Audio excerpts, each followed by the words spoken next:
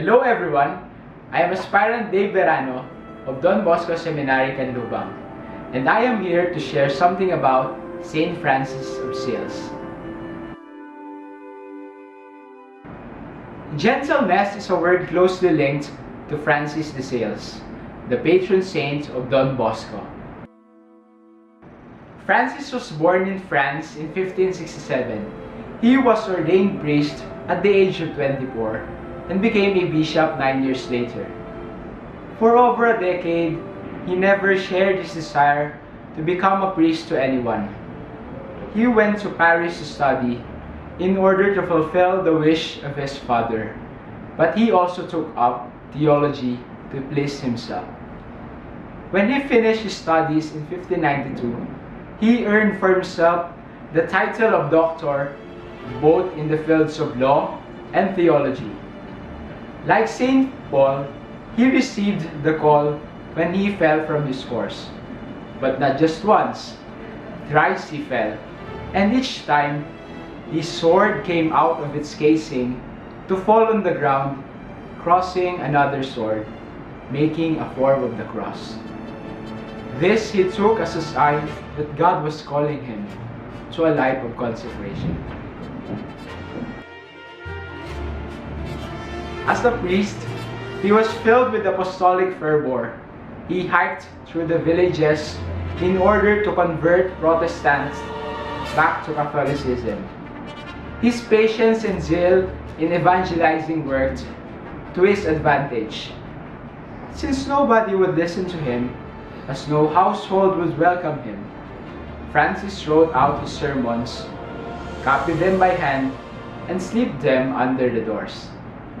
In 1602, when Bishop Rainier died, Francis succeeded him. As a bishop, he established catechetical instructions for the faithful, both young and old. He visited all the parishes scattered through the rugged mountains of his diocese. He reformed even the religious communities. His goodness, patience, and mildness spread like wildfire. His food was plain, his dress and his household simple.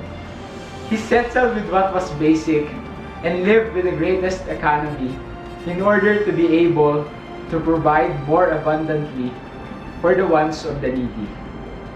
By the time Francis left to go home, he was able to win 40,000 people back to Catholicism. Don Bosco chose Saint Francis as his patron, despite the fact that the latter lived 200 years before him. Hence, when Don Bosco told the assembly of young people that they would be called Salesians, this was in 1854. It was not an act done on the spur of the moment. Then a seminarian, Don Bosco must have so known and studied and loved him that one of his ordination resolutions as a priest was to have the charity and gentleness of Saint Francis de Sales to be his guide. And of course, the motto that he left to his children, his Salesians, is unmistakably a legacy from Saint Francis. Give me souls and take away the rest.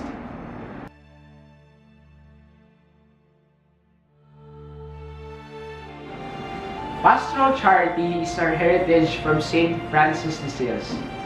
This, hands down, was not a mere empty slogan. For Don Bosco proclaimed this by his lips and was witnessed concretely in his life.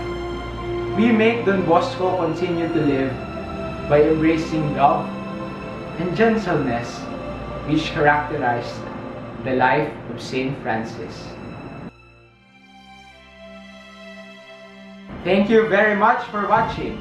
Again, this has been Aspirant Dave, and have a God-filled day.